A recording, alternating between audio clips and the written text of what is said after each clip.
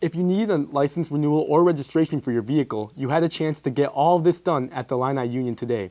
Since Champaign's Secretary of State's office closed back in November, residents had to travel to Rantoul, Tuscola, or Monticello. The office was shut down due to health concerns and hasn't reopened. The mobile unit aims to help the community with their paperwork while the Champaign branch is closed. So if you missed it today, you can catch them again March 20th. Looks like I'll have to go and renew my license then. And there's a new way of teaching combining Espanol and Inglés. I'll show you how it works. And it's a beautiful day today outside. Will it last all week into the weekend? Will you need your pair of sunglasses? You'll find out. UI7 News starts right now. Last evening, the newest addition to the Champaign Unit 4 School District had their very first open house. The International Prep Academy, or IPA, opened last August, and they have a very different goal when it comes to educating their students than most elementary schools. To learn other languages, in this school at International Prep Academy, we're focusing on Spanish and English. IPA saves 50% of their seats for native Spanish speakers and the other 50% for non-natives. Instruction is entirely bilingual. The mornings consist of Spanish, whereas math and science are in English in the afternoon. Kindergarten teacher Emily Tiedman says the results vary, but are effective. And part of that, every student's going to be different before they start producing.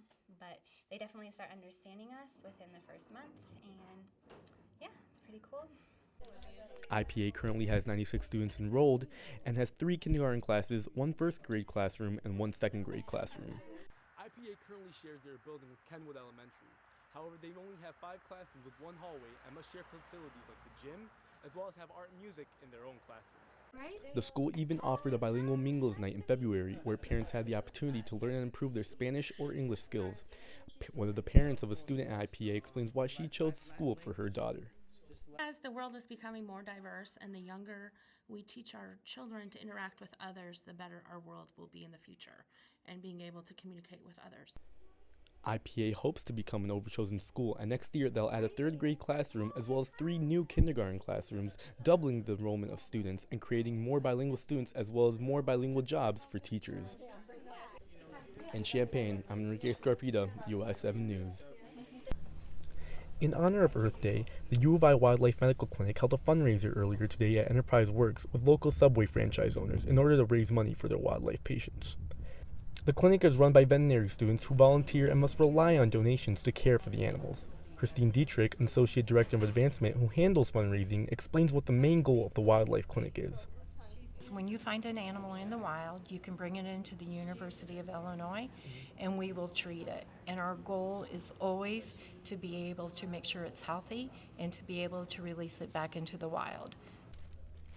The clinic gets up to 1,400 to 1,600 patients throughout the year, and some patients, like Noelle, a tiny owl, has become a representative of the clinic. Second-year vet student Stephanie Dantino is the only one who can hold and navigate her. And she became one of our residents for the clinic. So she goes out for different events and to kind of spread all of our information about the wildlife clinic out into the community. She is one patient among many who came to the clinic 8 years ago with nerve damage in her wing which prevent her from flying and being unable to hunt and survive in the wild. Any donations in the clinic benefits all the animals. All donations will go towards the care of temporary and permanent residents, like Noelle here, a saw-whet owl who will stay in captivity. Every Subway sandwich that was ordered in advance costs $6, and all proceeds will benefit the wildlife clinic and pays for food, diagnostic tests, equipment, medications, consultations, and surgeries for all the patients. In Champaign, I'm Enrique Escarpita, UI7 News.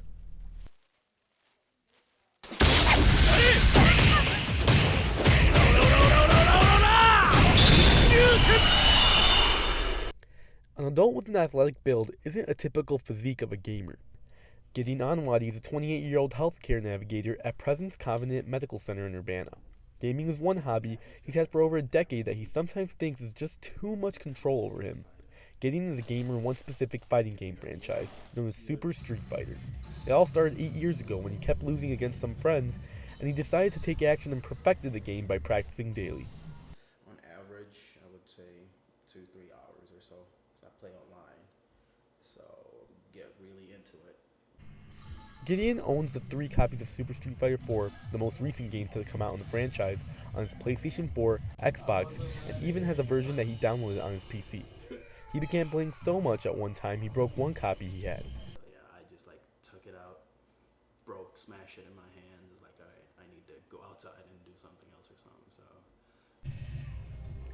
Gideon has played thousands of online matches, and in the rankings of Street Fighter has a B+, which requires numerous victories battle after battle. There were times when his equipment couldn't keep up with the demand. There's already been 2 controllers broken by Gideon because he played so often. As you can see, with this control, it's even worn out here, and his thumb suffered a lot of damage. Gideon's friends know his passion for Street Fighter and are amazed by it. Gideon is unparalleled. I've never seen someone so hyped, so amped, and just straight up energized when it comes to that game. Street Fighter seems to be just a hobby that seems to get him going, and he doesn't plan on stopping anytime soon. And he'll be first in line to get any new Street Fighter game. I'm Enrique Escarpita, UI7 News. Now we're looking at 67 right here in Champaign-Urbana, 69 up here in ISU at Bloomington Normal, and 74 up here in Peoria. A really nice day to be in Central Illinois. And now let's take a look at the bigger picture. It's actually pretty chilly up here at 58 in Chicago, with the cold front coming in from Wisconsin, 72 in Springfield, 73 in St. Louis, and 62 degrees in Indianapolis. The Vice President is coming to campus, and thousands will hit the streets for a big marathon.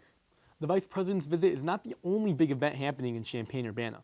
The Illinois Marathon is taking place this weekend, and organizers are getting ready for it. Signs are being put up all around Champaign-Urbana and campus in preparation for the race. The marathon begins at 7 a.m. on Saturday and is expecting to have more than 20,000 participants. Rain is forecast for Saturday, and race organizers say the race will happen no matter what. And for your 5-day forecast, we have a beautiful week coming up. Tomorrow, with the exception of tomorrow, the breezy day, we have on Friday, very sunny, 70 degrees, and our weekend, we're looking at mostly sunny and partly sunny days into the mid to high 70s. And on Monday, we're looking at even reaching 80 degrees, a great start to the week, even though it will be a bit cloudy and rain showers in the evening. Well, guys, looks like spring is here, and the first 80 degrees is going to come on Monday. I'm so excited. I'm excited. I have my salmon shorts ready. Thank Nice you. dress. Yeah, so like I said, although it's going to be snowing on Sunday, the temperature's at least going to be pretty warm, so whoever is participating in the polar plunge this weekend is probably not going to have it that bad.